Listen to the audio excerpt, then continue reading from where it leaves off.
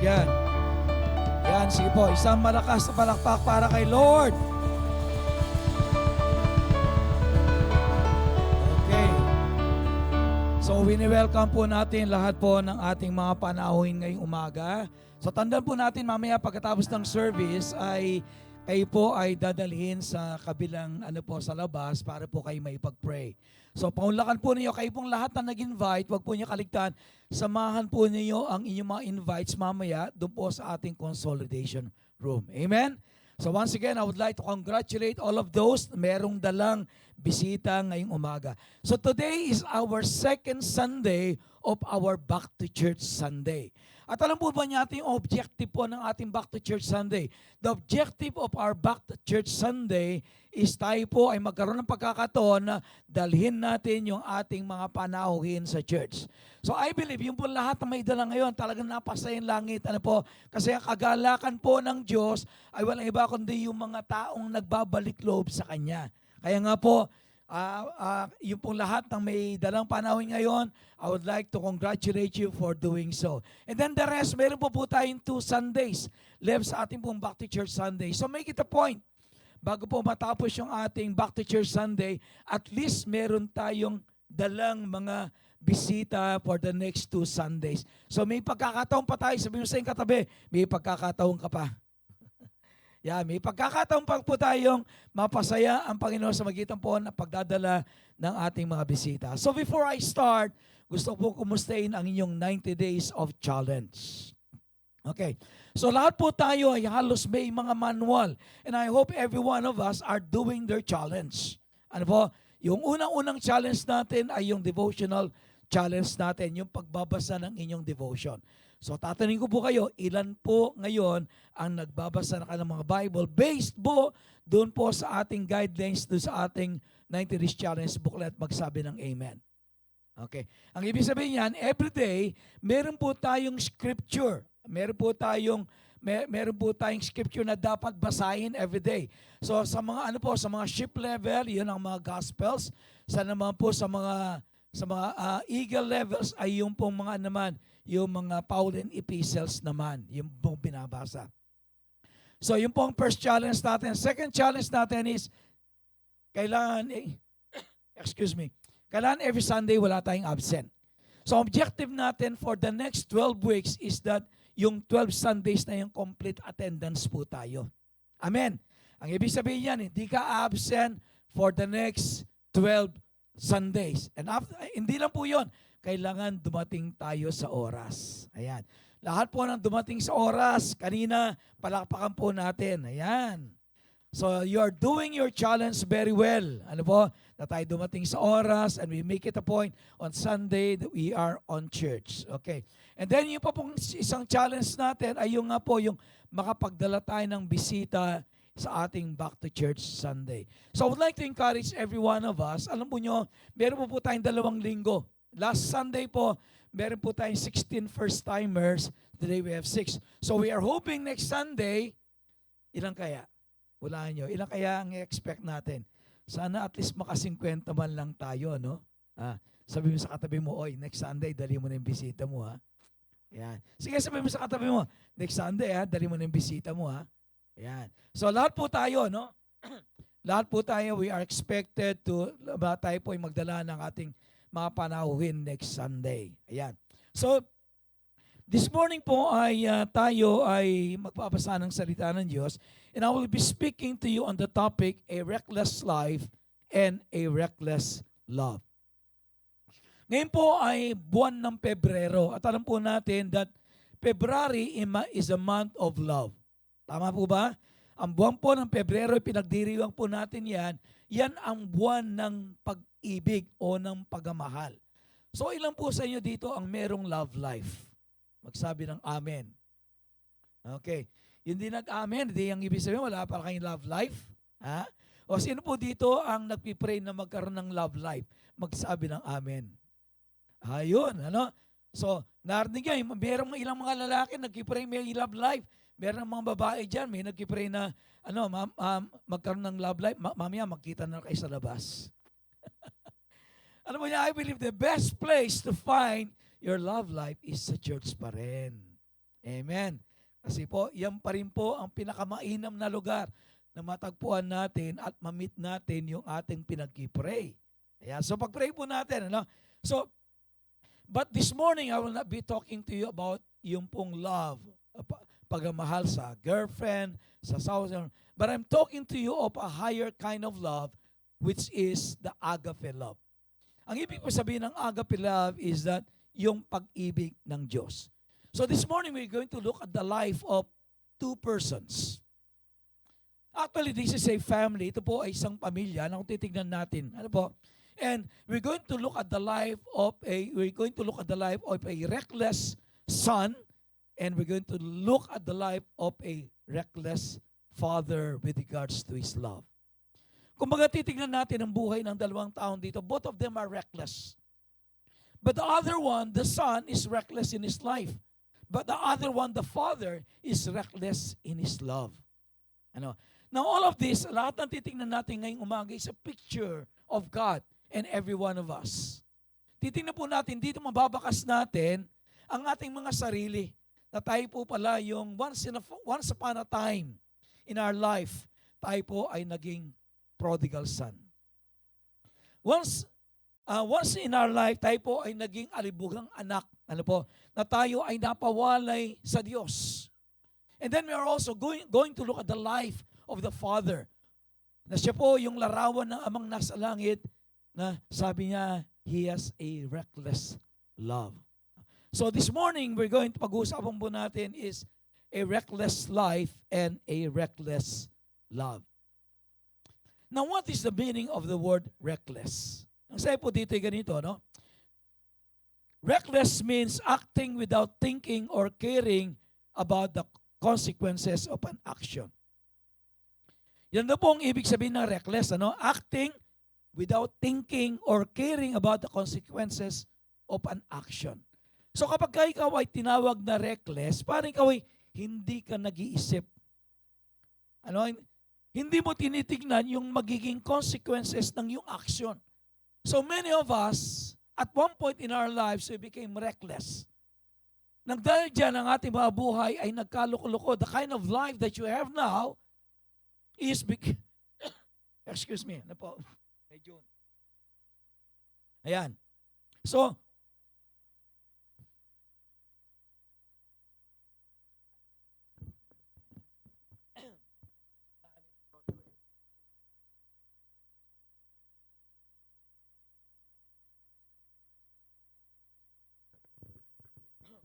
okay, so balikan po natin yung word reckless. Sabi niya, acting without thinking or caring about the consequences of an action. Kayo po ba yung naging reckless na sa buhay at one time? Sino po dito ang naging reckless? Magsabi ng amen. Ang ibig sabihin nun ay meron kang ginawa na alam mong maaring ikasama mo, but nevertheless, you still went on. Nagpatuloy ka pa rin. Ano po? Kaya sabi niyan, reckless is acting or without thinking or caring about the consequences of an action. Yung para bagang, bahala na. Yung gano'n, yung inaano mo, basta bahala na. Mangyari na yung mangyari. Gano'n. So, sabi niya, it is marked by a defiant disregard for danger or consequences. Yun na po ang ibig sabihin ng reckless. Ano? O sabi kang Tagalog, ang sabi diyan, padalos-dalos, pabaya, walang ingat, di nag-iisip, mapusok, walang taros, at pagwawalang bahala. So niniwala po ako na tayong lahat at one point in our lives tayo naging padalos-dalos, naging pabaya tayo, naging walang ingat. Di tayo nag-isip ng maayos, naging mapusok tayo. Ano po, maging mapusok tayo, sabi nga, walang taros at laging nagwawalang bahala. At nang dahil po dyan, marami sa atin nagkaloko-loko yung mga buhay natin. The kind of life that we have now is because or is a result of a reckless life. Sa maraming bagay. Halimbawa, ayan, sa buhay mo, the way you live, or sa love life mo, di ba? Nagbulag-bulagan ka sa love life mo. Kaya sabi ng mga magulang mo, wag yan. Wag yan. Meron pang iba, anak. Meron pang iba, hindi. Nay, kasi gusto ko siya kasi pogi. Hindi ba? Ganon. O di naman kaya, Ano ba sa buhay mo, sa barkada mo, 'di ba? Napabarkada ka sa hindi maayos na barkada, but you're enjoying yourself with them. Bakit? Kasi yung barkada ko minsan walang restrictions. Walang restrictions. Para yung mga magulang mo, maraming restrictions. Kaya nangyayari, nagiging careless po tayo or nagiging reckless tayo. Nang dahil dyan, ay maraming consequences or negative consequences na ito ay naganap sa ating buhay. Pero alam po niyo, sa story ang titingnan natin sa umagang ito, this is the story of a reckless son, sabi niya, with regards to his life, and the reckless father with regards to his love. Now let us look at Luke chapter 15 verse 11 to 24. Ayan. Sabi dito yung ganito. Ano po? Jesus continued, there was a man who had two sons. The younger one said to the father, Father, give me my share of the estate. So he divided his property between them. Not long after that, the younger son got together all he had, set off for a distant country, and there, what? Ano ginawa niya? Squandered his wealth in wild living. After he had spent everything, there was a severe famine in that whole country, and he began to be in need. So he went and hired himself out to a citizen of that country, who sent him to his fields to pick figs. He longed to fill his stomach with the fodds that the pigs were eating, but no one gave him anything. When he came to his senses, he said, How many of my father's hired men have food to spare? And here I am starving to death. I will set out and go back to my father and say to him, Father, I've sinned against heaven and against you. I'm no longer worthy to be called your son.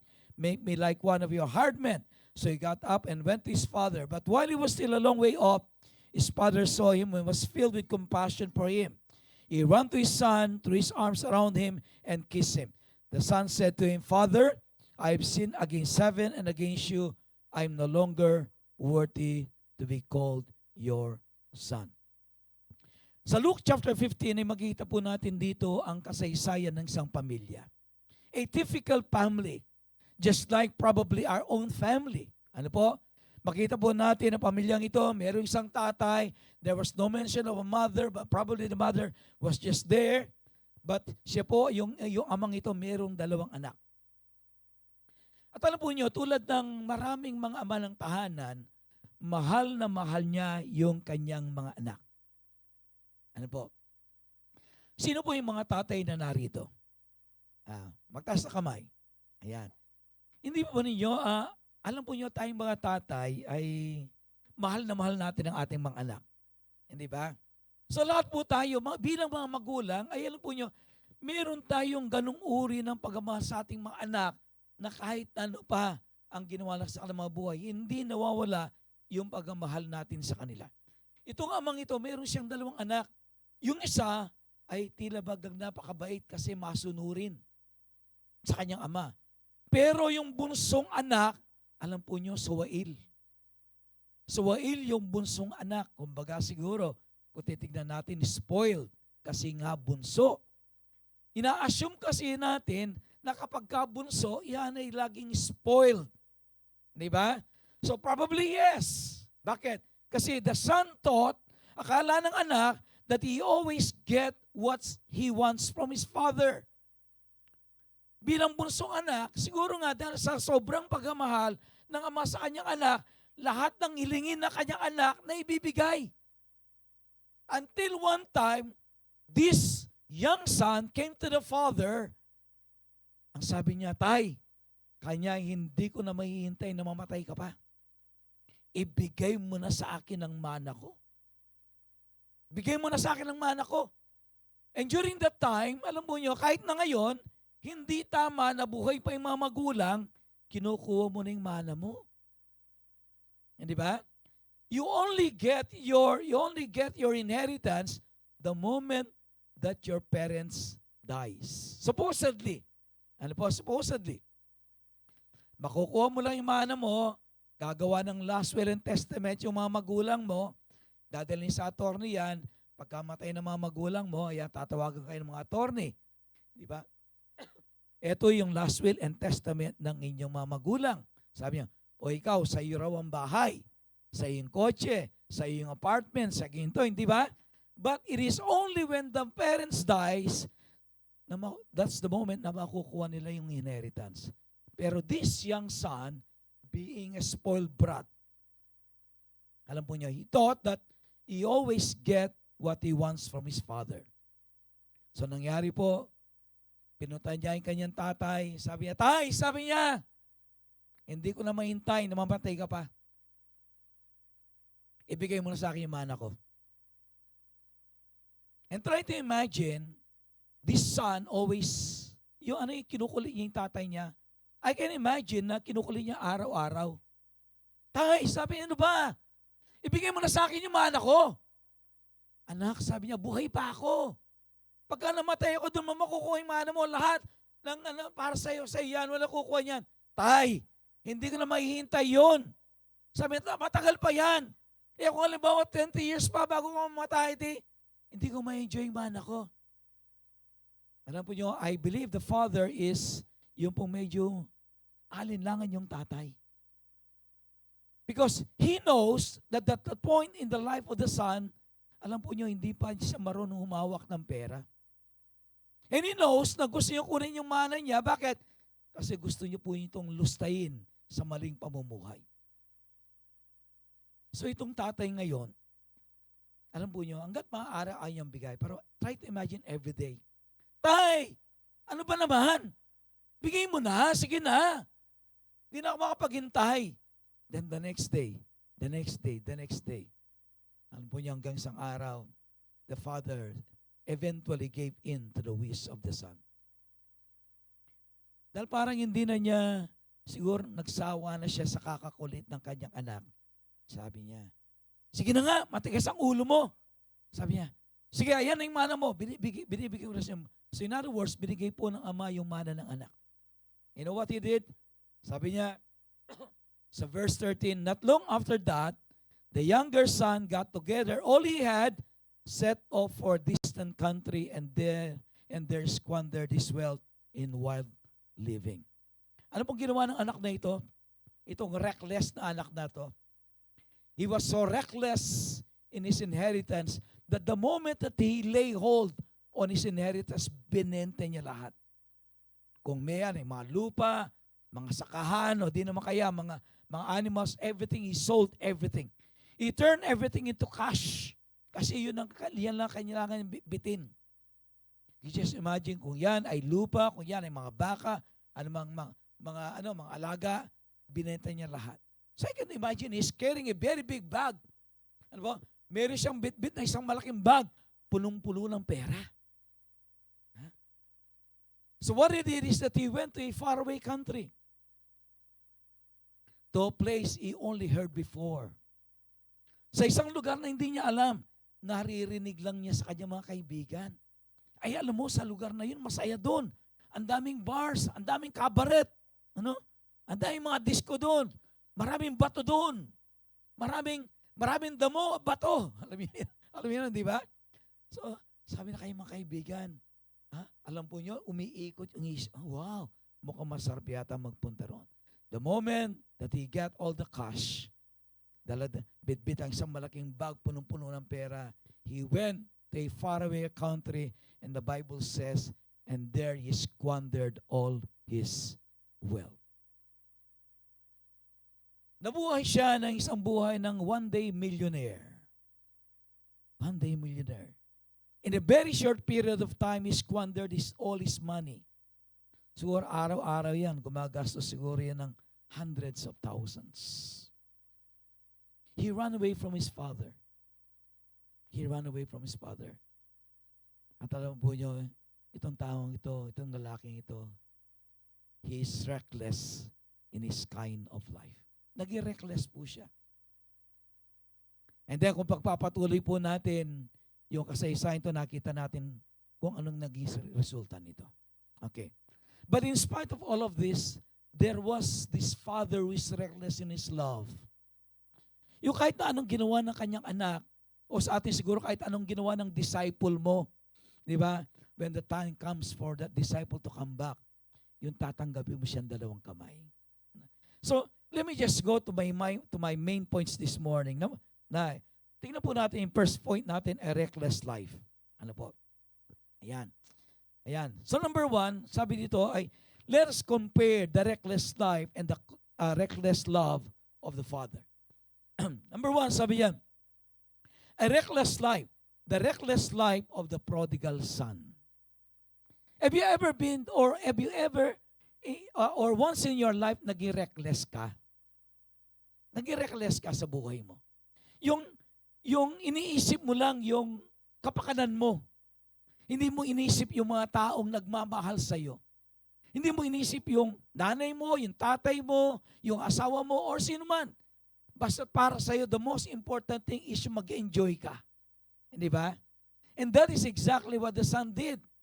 He lived a reckless life. Gusto niyong maranasan how it is to be in the world. Gusto niyong maranasan kung paano yung mag-enjoy. Gusto niyong maranasan walang tatay na nagbabawal sa kanya. Walang tatay, walang nanay na nenermon sa kanya. Walang cell leader na nagpapaalala sa kanya. Hindi ba? Walang pastor na nagsasabi sa kanya, oy, mali yung ginagawa mo. Alam po niyo, mga reckless na tao, ganyan. They want to run away from people who really cares for them. Mga taong sa tingin nila ay mga killjoy sa kanilang mga buhay. Hindi ba? Lalo kayong mga anak o yung mga ibang mga disciples na nandito, tingin ninyo sa inyong mga magulang, killjoy.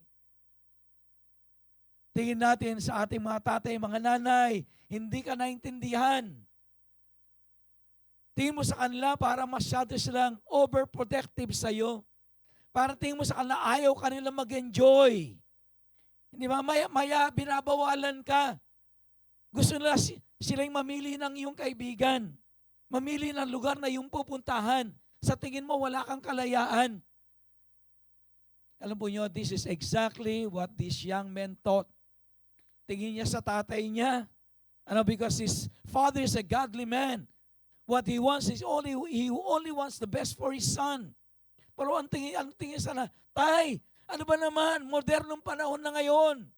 Masyado kayong makaluma. Sabi niya, I want to enjoy my life.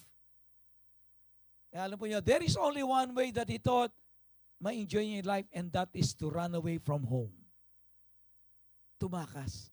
Ilan po sa inyo nakaisip na kayo ay mag-stow away? Sino po dito naranasan yung mag-stow away kayo? Meron ba dito? Yung lumayas ka sa bahay? Kasi si nanay wala nang ginawa kundi manermon. Pagising sa umaga, wala nang iba kundi sermon. And then pag lumapit kay tatay, ganun din, sermon pa rin. Parang wala ka ng tamang ginawa. Di ba kumisan yung pakiramdam natin, parang pakiramdam mo wala kang tamang ginagawa. Lahat ng ginagawa mo mali. So the only way for you, ang tanging paraan lamang para ma-enjoy mo, magawa mo yung gusto mo. Walang nagbabawal sa'yo. Walang tatay, walang nanay, walang leader, walang pastor. Umalis ka lang ng church. Umalis ka na lang ng bahay. O iwanan mo yung sa leader mo. Di ba? Bakit? Kasi sawang-sawa ka na, lagi kang tinetext, lagi kang kinokol, lagi kang pinaalalahanan. But what happened? Sabi nga po, the reckless life of this prodigal son. Now, what are the consequences of a reckless life? Ano ba yung consequences nito? Number 1, there was separation. Ayan. Sabi niya, ang unang-unang nangyari because of the reckless life of this son, sabi niya, separation. It separates us from those who really care about us. When you are living a reckless life or a prodigal life, the first thing that happens, it separates you from those people who really care for you. Napapawalay ka sa mga taong tunay na nagmamahal sa iyo kaysa dun sa mga fake na kaibigan. Di ba? Alam po niyo, mayroong mga fake na kaibigan. So, yung I love you, sabi niya, pero wala, hindi totoo yan. Alam mo, yung taong nagmamahal na tunay sa iyo, yung mga taong nagko-correct sa iyo. Sila yung tunay nagmamahal sa iyo. Pero yung, kahit na namamali ka na, nagkakaloko-loko ng buhay, ay okay lang yan, ganyan talaga. Part ng buhay yan, enjoy lang tayo. Alam mo yun, lumayo ka sa mga taong ganyan because they are going to destroy your life. The first thing that happened to the prodigal son is number one, he was separated from those people who truly loves him. Napawalay siya sa kanyang ama, napawalay siya sa kanyang buong pamilya. So therefore, living a reckless life separates you from those people who truly loves you. Oo nga, para naging payapa ang buhay mo momentarily. Bakit? Walang nagre-remind sa'yo. Ay, ang sarap pala ng buhay na malaya. Kala malaya ka. Sarap pa ng buhay nito. Pag-isa mo sa maga, walang nanay na nanenermon. Walang leader na lagi nagtitext sa'yo, uy, mag-cell group ka. Uy, mag-attend ka ng church. Uy, ganito. Diba? Parang feeling mo malaya ka. Pero you didn't know, but by actually living a reckless life and by living a prodigal life, you are actually separating your life from those people who truly cares for you. Amen. So number one, there was preparation. There was separation. Napapawalay po tayo sa mga taong nagmamalasakit, nagmamahal, at namuhunan sa ating mga buhay. Now, this prodigal son, hindi niya binigyan ng pahalaga yung pagmamahal ng kanyang ama. He doesn't care about those people who truly loves him. What he did is that, basta ako gusto kong mag-enjoy sa buhay ko. Bahala sila sa buhay niya. I just want to enjoy my life. So what happens is there was separation. Number one, letter A, there was separation from his father. Whenever people are discontent with what they have at home, with the place itself or those with whom they live, they often imagine running away. Pagka naging discontent ka na, pagka hindi ka naging kontento yan sa buhay, sa loob ng bahay, sa magulang mo o sino man, then you only thought of one thing, and that is running away. You just want to run away. Gusto mo, umalis ka. Umalis ka ng bahay, mag-stowaway ka, punta ka sa mga kaibigan mo, magpunta ka sa isang lugar na walang nakakilala, walang nakakaalam sa'yo. So he was separated from his father. And that is one of the greatest mistake that he did. Bakit? Because that is the beginning na yung life niya nag-spiral towards yung kanyang downfall. It's the beginning of his downfall. Bakit? Kasi naisip niya, the only way for him to be able to enjoy his worldly desires is to disconnect from his father. Number two, it resulted from a broken family. Try to imagine, alam po yung pong naramdaman ng tatay. Na, wala yung anak mo. Hindi mo alam kung nasaan, kung anong ginagawa, sino kasama. Nag-iisip yung tatay, kumakain pa ba yung anak ko? Sa kaya natutulog yung anak ko. Sabi niya, try to imagine the anguish. Ano po yung tatay? Every day of his life, he was thinking about his son. Kumain na ba siya? Nasa kaya siya? Anong ginagawa niya? Safe kaya siya? Pero alam po niyo, itong prodigal son na ito, he decided in spite of the love that he received from his father, he decided to run away. And then, it resulted in a broken heart. When you decide to leave yung bahay mo, o yung pamilya mo, o yung leader mo, sa leader mo, it always results on a broken heart. Ano po? Lagi yan nagbubunga ng, ano ba sa Tagalog yung broken heart? Anybody? Ano broken heart sa ano? Nagdurugong puso. Siguro yun. Yan siguro. Tandaan nyo ito, no? Separation always breaks the heart. Amen. Separation always breaks the heart. And try to imagine, yung tatay broken-hearted siya. Broken-hearted yung tatay. Alam po nyo, mamaya pag-i-pray natin si Kuya Tan, because he will be leaving for Australia this coming Saturday, and he will be there for a long time. Ano? So sabi ko, Lord, kako, paano? Lahat ng mga anak ko, wala na. Lumipad na lahat. Si Grace, si Joy, si Tan, so they'll be together. Sila lahat nandun na. Sinisip ko lang po yung alungkot. Sabi ko, alungkot, Lord, kako lahat ng mga anak ko, kako, they're going to be separated from you. Know, kahit yung isipin ko lang, yung heart ko kahit ano, yung, there is a broken heart. There's a broken heart. And kita mo yung maramdaman, mamimiss mo sila ganoon. Pero yun, alam mo, yung pinuntahan nila, maganda, maayos, ano? Para to build their life and so on and do whatever God has called them to do. Pero yung umalis yung anak mo, nag-stowaway, hindi mo alam kung anong merong buhay, kung anong buhay meron siya, that's another thing. Ano po, that's another thing. And try to imagine yung pong broken heart ng tatay. Kayo mga tatay, mga nanay na nandito, hindi ba? Yung mga anak nyo, kahit na nag-abroad lang yan, alam nyo, maganda yung trabaho. Pero, namimiss nyo pa rin sila, hindi ba? Every time you miss them, parang may kirot dito sa loob. So, alam po nyo, itong tatay na ito, ganyan naramdaman. So, every time there is separation, there is a broken heart. Amen. In the family, when there is separation, alam mo, merong anak nag-stowaway. Merong anak na nagkatampuhan sa pamilya, yon, umalis ng bahay, hindi nag-uusap. It always results in a broken heart. In a cell group, when you leave your cell leader, it always results in a broken heart. In the church, when you leave your church, it always results in a broken heart. Akala nyo okay lang, ano? Pero hindi. It is not. Kahit hindi kumikibo ang leader nyo, nagdurugo ang puso niyan. Amen. So this person, itong anak na ito, alam mo, hindi niya alam, sinaktan niya yung tatay niya. Probably he knows, pero he doesn't care. Basta ako, gagawin ko yung gusto ko. Basta ako gusto ko mag-enjoy.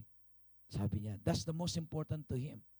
He totally disregard kung ano ang mararamdaman ng kanyang tatay. And because of that, there was also a separation from God. Isaiah chapter 59 verse 2. But your iniquities have separated you from your God, and your sins have hidden his face from you so that he will not hear. Isaiah 59 verse 2. But your iniquities have separated you from God. Ano po, ganun din po tayo sa Diyos. Every time we run away from God, alam po nyo, sinasaktan natin ang damdamin ng Diyos. Sabi niya, your sins have hidden his face from you so that he will not hear you. But your iniquities have separated you from your God. Kapag ka po tayo, alam po nyo, yung mga kasalanan natin, patuloy tayo nabubuhay sa pagkakasala, it separates us from God. And then number 2, letter B, ano yung nagresulta po ng reckless life ng batang ito? Poverty. He was reduced to a life of a beggar. Ayan. Ano po yung nangyari? Anong naging resulta po ng buhay na ito, ng batang ito, ng the prodigal son? He was reduced to a life of a beggar. Dati maganda yung buhay. Ano po? Napakaganda ng buhay. He was enjoying all the privileges of being a favored son. Paggising niya sa umaga, there are servants who are serving him. Araw-araw paggising niya, yung kanyang bibihisan nakaredy na, yung pampaligo na nandiyan na. Tatanungin siya, boss, anong gusto mong almusal ngayon? Diba? Try to imagine that kind of life because this family is a well-to-do family. Mayaman sila. Maraming ari-arian. So itong batang ito, favored, pampered. Pagising sa umaga, lalapit na yung mga servants. Boss, sabi niya, anong gusto mo ngayon? Ham? O ano? Whatsoever, ano kailangan mo, boss? Sabihin mo lang. Boss, yung damit mo, nakaredy na. Boss, yung papaligo mo, okay na. Isipin mo, ganung uri ng buhay meron ka, iiwanan mo ba? Sabi nga nasa kama na, nagpunta pa sa banig. So, because of that, he was reduced to the life of a beggar. It was a complete turnaround. Marami tayong mga istorya ng mga rags to riches story. But this story is from riches to rags. Baliktad po. Yung istorya ng alibugang anak, from riches to rags. So letter A, he was bankrupt. Na-bankrupt siya.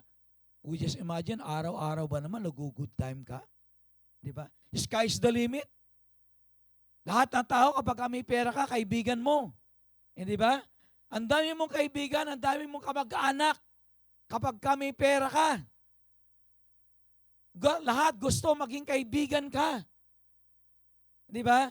So, itong lalaki ito, nakarating sa malayong lugar, bigla siya nagkaroon maraming kaibigan. Nagbigla siya nagkaroon ng kamag-anak. Oy, magkamag-anak tayo, sabi niya. Taga saan ka? Ay, taga dun din ako, magkamag-anak tayo, sabi. Alam po niyo, kapag may pera ka, sikat ka, dami mong kamag-anak at dami mong kaibigan. Pero kapag wala ka ng pera, wala ka ng kamag-anak, wala ka ng kaibigan. Di ba totoo? Ha?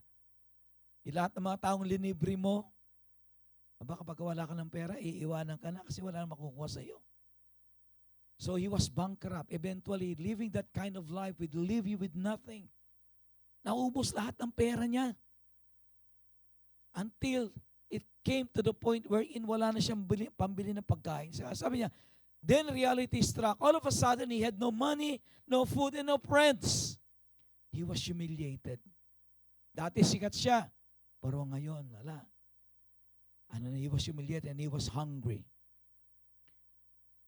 At alam po niyo, sa po ng Bible, na masukan na lang siyang nagpapakain ng mga kaning baboy. Papakain ng baboy. And because of his hunger, naisip niya na kainin yung pagkaing baboy. Isipin niyo, have you ever come to the point in your life wherein yung dahil wala ka na makain, yung nangangalkal ka na sa basura? Para makakita ng pagkain, kahit na yung pagkain na nakikita mo sa basura, ang kakainin mo.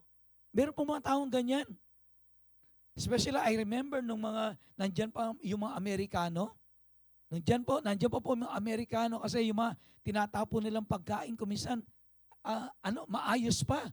So yung ilang mga basurero, alam po nyo, yung pagkain na nanggagaling sa loob ng base, kinakain nila. That is true. But what about if it came to the point wherein yung tinapon mong basura, yung tinapon mong pagkain sa basurahan, pupulutin ng iba at kakainin. Alam po nyo, you have come to the lowest point of your life when that happens. Ganyan po yung nangyari sa batang ito. Halos kumain siya ng pagkain ng baboy. Wala pa naman siguro sa ating nakaranas yan. Pero that is the result of a reckless life. Kaibigan, if you are living a reckless life right now, mag-isip-isip ka. Because saan ka hahantong sa ganitong uri ng pamumuhay? Saan ka pupulutin kung ganyang uri ng buhay meron ka? Yung ikaw ay lustay, hindi nakikinig sa mga magulang, lumalayo sa church, lumalayo sa iyong leader, lumalayo sa Diyos, saan ka pupulutin? Just like the prodigal son. Hindi malayo na maranasan natin ito. Bakit? Because God will do everything to bring you back to His senses, to your senses. Amen. Gagawin ng Diyos ang lahat to bring you back to your senses. Even to the point wherein kakain ka ng pagkain ng baboy. Amen. God allowed this prodigal son to come to that point in his life with one thing in the mind of God. Somehow, kapag ka naghirap siya, magbabalik loob siya sa akin. And that is exactly what happened to this prodigal son. Nung naghihirap na siya, doon niya naisip yung kanyang ama na kanyang iniwanan. Sabi niya, dito naghihirap ako. Samantalang yung mga alipin ng aking tatay, ang sarap ng pagkain. Sabi niya, uuwi na ako. babalik ako sa aking ama.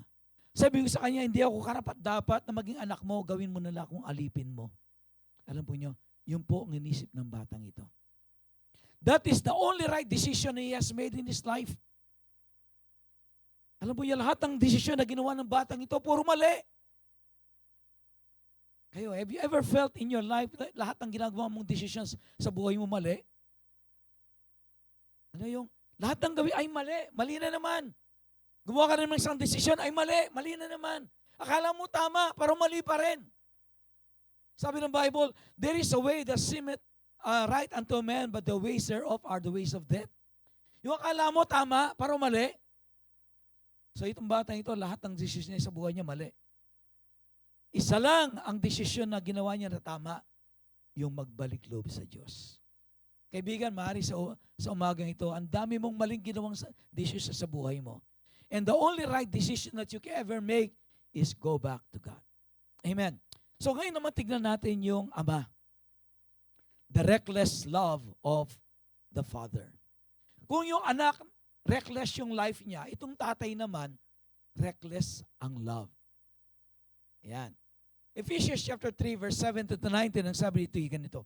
And I pray that you, being rooted and established in love, may have power together with all the saints to grasp how wide, how long, how high, and deep is the love of Christ, and to know this love that surpasses knowledge, that you may be filled to the measure of all the fullness of God.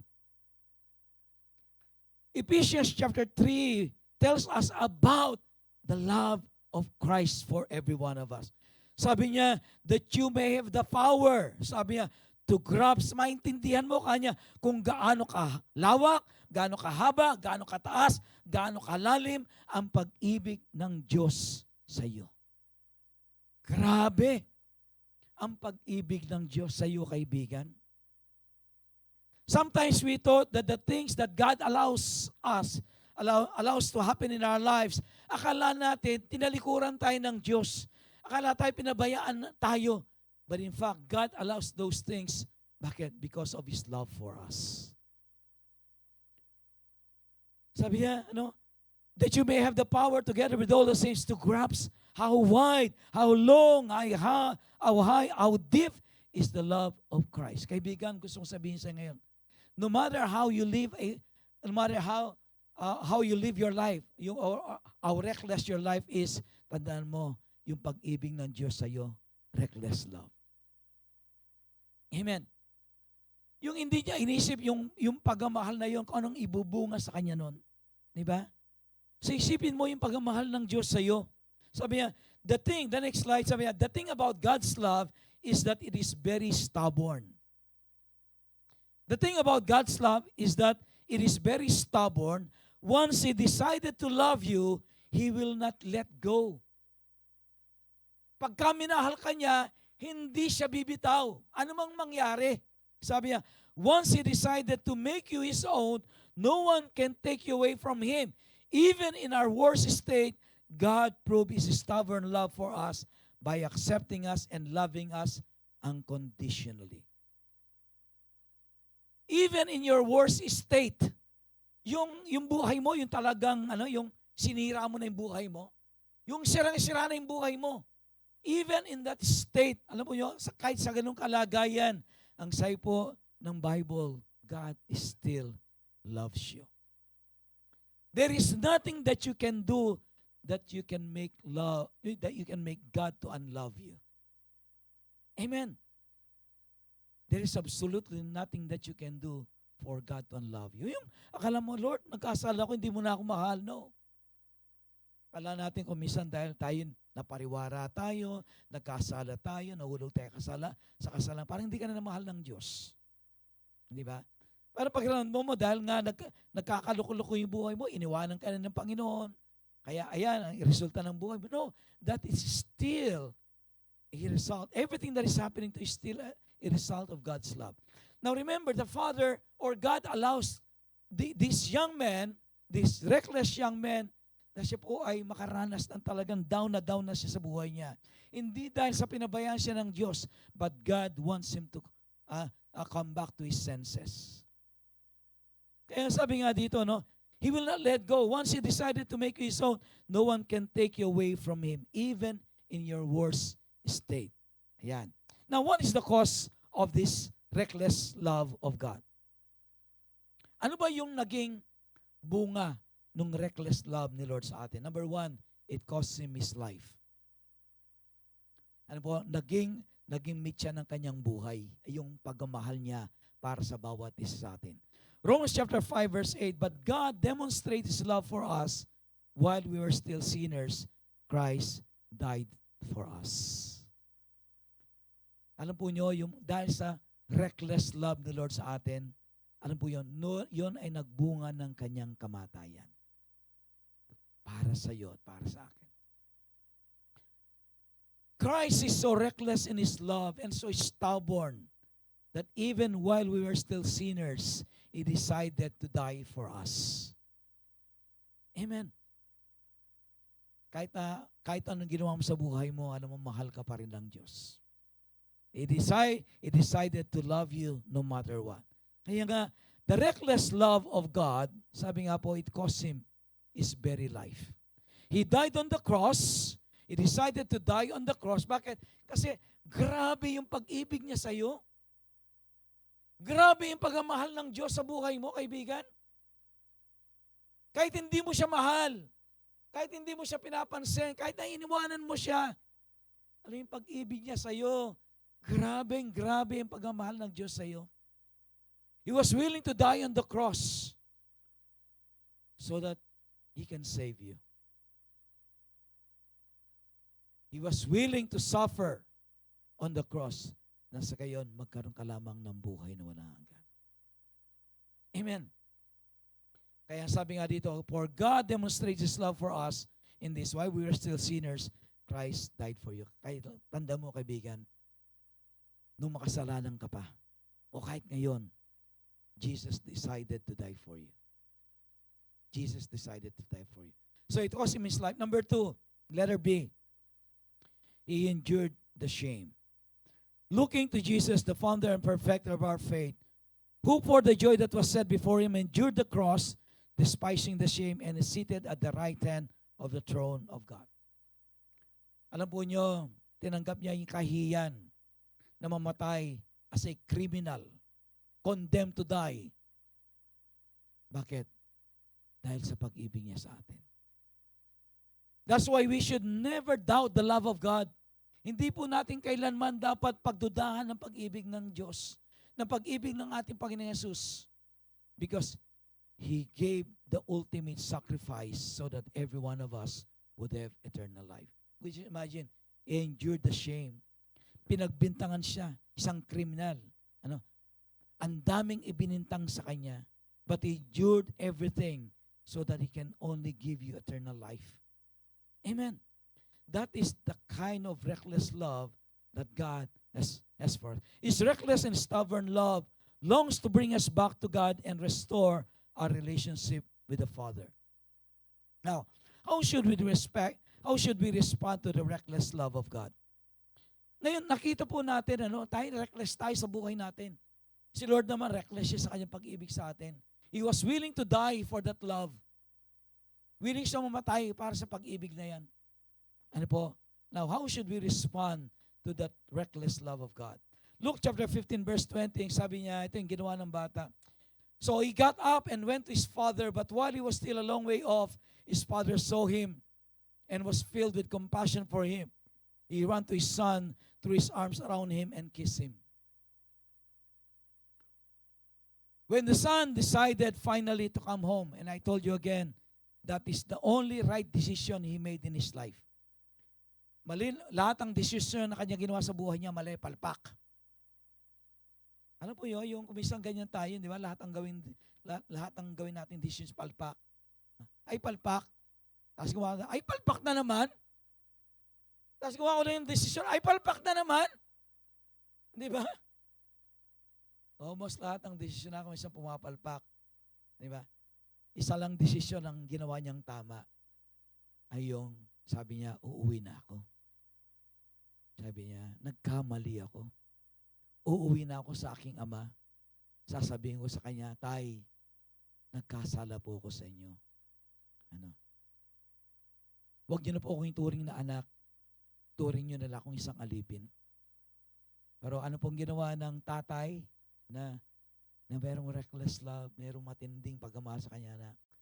The moment that the son went home, malayo pa, natanaw na niya ang kanyang anak. Araw-araw, I can imagine the father looking at the window, hoping that one day his son will come back. Ano po? Yung araw-araw, yung tatay na doon sa bintana, nakatingin na ganun. Nakatingin sa malayo.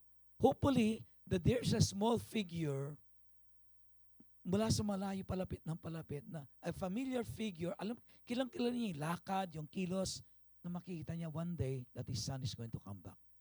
And that is exactly what's happened. One day, the father, as usual, every day, was looking at the window. And then, he saw a small figure, palaki ng palaki. Sabi niya, tingin niya ganun, "Pa, yun ang anak ko to ah. Ito yung anak kong nag-away, ito yung anak kong naglayas." Sabi, then, habang palaki ng palaking figure yan, hindi siya maaaring magkamali. Yun ang kanyang anak. So, you know what the father did? Alam po niya, lumabas po siya ng bahay. Sinunod niya yung tsinelas niya. Alam po niya, sa kanyang pagmamadali, pati yung tsinelas niya hindi pareho. Parehong kaliwa. Yung tsinelas niya. Di ba nangyari na sa iyo yun? Sa pagmamadali niyo, tsinelas hindi parehong kulay, hindi parehong kanan, kaya parehong kaliwa. That's exactly what happened to the father. Sa kanyang pagmamadali po yung mga tsinelas, hindi na patay, tumatakbo siya. Takbo siya. Papunta sa kanyang anak. At nang salubungin niya kanyang anak, mabahong mabaho, amoy baboy, pawis na pawis. But the father, nevertheless, alam po ba niyo, he doesn't care. Nung maabot niya kanya, niyakap niya, sabi niya, anak, sabi niya, salamat sa Diyos. Sabi niya, at umuwi ka na. Alam po niyo, tayo, umisa ng buhay natin, mabaho na tayo. Diba? Because of sin. Amoy baboy tayo. Marumi. Diba? Amoy pawis. Amoy lupa. Pero alam niyo, God doesn't care. The most important thing for God is that you went home. Amen. Na magbalik loob ka sa Kanya. Now this morning, church, alam po niyo, there's something that we need to do. Number one, return to God. Ayan. Admit that we are wrong, change our life, and go back to God. Yun po ang nararapat natin gawin. Yun ang hinihintay ng Diyos sa atin. Today, we understand the reckless love of God for you. Amen. Naintindihan natin yung buhay natin. Can you imagine? Ang galing nating sirain ang buhay natin. We are very good at messing our lives. Di ba? Expert tayo dyan. Sabi nga ni Bishop Oriel, you don't need the devil's help to ruin your life. Ikaw lang sapat na para sirain mo ang buhay mo. Every wrong move, every wrong decision will result in a ruined life. Every one of us at one point in our lives have been reckless. Hindi mo inisip na sinasaktan mo ang Diyos. Hindi mo inisip na sinasaktan mo yung magulang mo.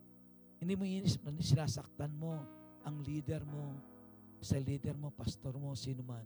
You don't care. The most important thing, ang pinaka-importante, masaya ako. No? That's the most important thing, masaya ako.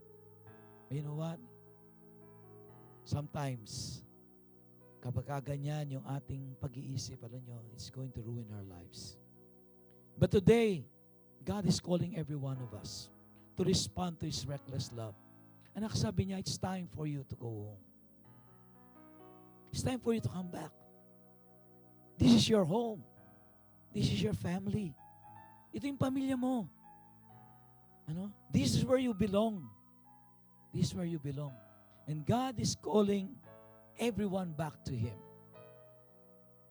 Tayo na napariwara yung ating mga buhay. Kaibigan, ngayong umaga, gusto kong sabihin sa iyo, nais ni Lord na magbalik loob ka sa Kanya. Nais ni Lord na tulungan ka niyang ayusin ang buhay mo. Ano? Nais ng Diyos na yung wasak-wasak mong buhay ay muli niyang buuin. Yung wasak-wasak mong pamilya, muli niyang ayusin. Diba? He doesn't care kung ano yung nakaraan mo. Wala na yan. God has already forgiven your past. The most important thing is that in your heart, Lord, narito ako. I want to come home to you. Amen. Pwede tayong lahat ito tumayo right now.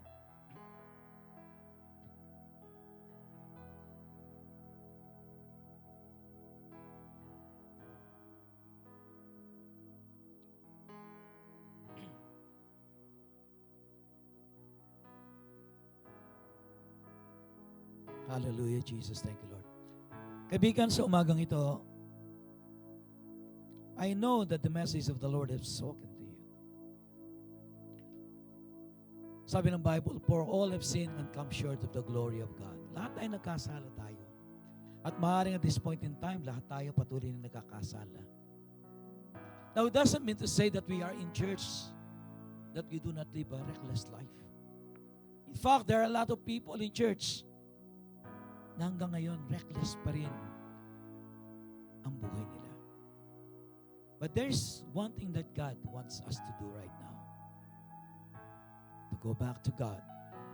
And na tayo magbalik loob sa Diyos, sabihin sa Kanya, Panginoon, Lord, I'm living my reckless life and I'm embracing your reckless love. Lord, restore me today.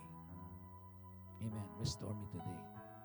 Abang lahat ay nakayuko, nakapikit, I'm going to give an invitation to anyone this morning that you felt that you have lived a reckless life. Maybe you are here for the first time. Maybe this is the first time na nakarinig ka ng ganitong mensahe. Or probably matagal ka ng Kristiyano. And yet, the world is so attractive to you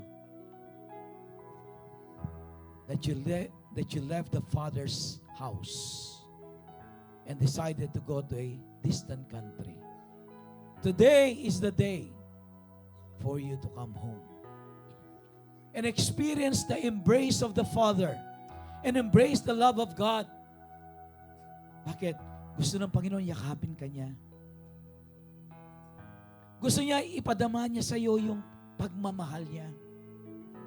If you would accept that love today, it is going to change your future. It is going to change your life. Amen. At lahat ng nandito would like to embrace God's love. Pwede kayong sumunod sa maikling panalangin ito. Yung mga first-timers po natin would like to accept Jesus Christ and the love of God this morning, pwede po kayo sumunod sa maikling panalangin ito. Panginoong Jesus, Panginoong Jesus, lumalapit po ako sa inyo. lumalapit po ako sa inyo. Lord, I live a reckless life. A reckless life. But Lord, this morning, Lord, this morning, tinatalikuran ko yan tinatalikuran ko. at nagbabalik loob ako sa iyo. Nagbabalik loob sa iyo. Tinatanggap ko, Panginoon Tinatanggap Diyos, ko, Panginoong yung Diyos, reckless love mo ang reckless love sa akin sa akin. at ngayong umaga. Ngayong umaga. Salamat po, Panginoon. Salamat po, At Panginoon. tinanggap mo ako Tinanggap mo ako bilang iyong anak. bilang iyong anak. Baguhin mo ang aking buhay. Baguhin mo ang aking Change buhay. my situation. Change my situation. And Lord, thank you Lord, thank you for accepting me. for accepting In me. Jesus' In name. Jesus' name. Amen. To all of you this morning, matagal ka na sa church, matagal ka ng Christian. But the world became so attracted to you that you decided to try it. You cannot continue on that path. Why? Because God is calling you back. Sabi ng Lord sa iyo, anak, tama na yan. That is enough. That is enough. Come back to me now. If you are that person, you have been in the church for a long time, and yet you're still living a reckless life, I want you to pray this prayer with me. Panginoong Jesus, Panginoong Jesus, patawarin mo ako patawarin mo ako that I have lived a that reckless I life. lived a reckless life. Kahit nakilala na kita, Kahit nakilala na kahit na kita, tinanggap na kita, kahit na tinanggap na kita, kahit na naranasan ko na kahit yung pag-ibig naranasan mo, ko ng pag-ibig mo, umalis pa rin ako sa umalis pa piling rin mo. ako sa piling mo. Suba sa umagang ito, Sa umagang ito, nagbabalik loob ako sa nagbabalik iyo. loob ako sa iyo. Tanggapin mo ako, Panginoon. Tanggapin mo ako, Panginoon. Panginoon. Muli sa iyong tahanan, Muli sa iyong tahanan. ituring Ituring na iyong anak. na iyong anak. Maraming salamat po Maraming salamat sapagkat po. hindi mo ko Sapagkat tatanggihan hindi mo ko tatanggihan. sa pangalan ni Jesus. Pangalan ni Jesus. Amen and amen. Isang pinagpalang hapon po sa ating lahat. Ako po si Sis Ann and I'm under the care group of Women for God. I came from a Christian family. Namulat po ako sa environment na every Sunday dapat laging nag-church. Bawal gawin ito, bawal gawin yan, simply because it is not the right thing to do. But then again, bilang bata and immature, curiosity was high. Nakagawa ako ng mga decisions that later on I found out wrong and eventually faced consequences. Marami po akong ganyan scenario as I age. Umabot po ako sa point na literally questioned, God, bakit po kailangan na ma-experience ang trials, temptations, and challenges? Those are moments that I kneeled and cry out to God for forgiveness. Tunay nga po that if we desire for our life to take control by God, aayusin po niya talaga tayo. Nagsimula ako by being a church na member, pero hindi po hinayaan ng Panginoon na nakaupo lang po ako at nakikinig ng word every Sunday. For once I know, I am sure that I made the best decision to go deeper, to know Him more, and be wider with my faith. But being in the process ay hindi po madali. Dahil ang dami pong kayang gawin ng kaaway para po i-divert ako sa mga bagay na pwedeng lumayo ako sa Panginoon. Pero God is really moving in my life. From glory to glory, He is changing me. He made me realize na hindi or no ang sagot niya sa mga prayers ko before kasi may mas higit pa siyang plano for me. He lead me to the right people that would help me grow with my faith and that everything is in place the moment that I decided to trust Him and His promises. Because of God's grace, naranasan ko ang ragasang pagpapala. Because of Him, nairaos po naming magnanay ang aking pag-aaral. Nakatapos ako sa kurso na alam ko malaki ang maitutulong sa aking pagtatrabaho. Ipinagkaloob po sa akin ng Panginoon ang perfectly matched husband that I deserve, wherein makakasama ko po sa paglilingkod sa Kanya. Kinumpleto po niya ang aking pamilya by blessing us with 2 wonderful children na I prayed for both of them magpagamit para sa ikalalago ng kingdom ng Lord. Kami pong mag-asawa ay pinagkalooban ng maayos and stable jobs, promotions after promotions, and He even entrusted us to start our own food business. Traveled to places that I never thought na mararanasan ko, possessed material things that I only dreamed and prayed before. It may sound to have a perfect life, di po ba? But as we all know, wala pong perfect while we are still on planet Earth. Problems are still around at babatuhin tayo ng situations na talagang susubok sa tatagan ng ating pananampalataya. But what is the beauty beyond this is I know kasama ko ang Panginoon para ilaban ang bawat battles na darating basta i-focus lang ang sarili at magtiwala sa Kanya. Let us be reminded of Matthew 6:33. But seek ye first the kingdom of God, and all these things shall be added unto you. Wala pong masasayang pag inuna po natin ang Panginoon.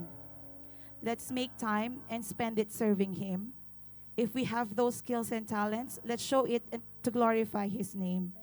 Even with our finances, wag po tayong matakot na mawalan by giving our tithes and offerings. Because surely, if we are faithful, mas faithful po ang Lord to give back blessings that will be enough for you to share it to others as well. Let us be excited because through giving, we are honoring our God. So I'm inviting every one of you po that let us all stand sa mga excited po na magbigay sa Panginoon. Let us be reminded na whatever we do, lagi po nating i-glorify ang Lord. Let's all pray po. Father God, maraming salamat for giving us the opportunity to give back to you. We know, Lord, that we cannot outgive you because you own everything that we have. Nanggaling po sa inyo kung ano po ang meron kami. But we know, Father, that through our giving, napaparangalan po namin ang iyong pangalan. Lord, pagpalain po ninyo ang bawat anak ninyo na magkakaloob sa umagang ito, Panginoon. Lord, we are praying, Father, na i-bless niyo po sila, ibalik niyo po sa kanila ng siksik, liglig, umaapaw na pagpapala, O God, that they deserve. Sa mga students, O Lord, i-bless niyo po ang pag-aaral nila, Panginoon. Give them the wisdom, give them the knowledge that they need. And for those, your children na nagtatrabaho, God, may business, Lord, ibalik niyo po sa kanila, Panginoon, ang pagpapala, O God. Abundant favors upon them, Panginoon. At sa bagay, O God, na every time, Lord, na pinapapala niyo po kami, lalo po namin kayong napupurihan at nag-glorify ang iyong pangalan. At wala pong ibang pupurihin, Panginoon, kung hindi kayo at kayo lamang po. Muli, O God, maraming salamat. We just wanted to give you back all the praises in Jesus' name. Amen and amen.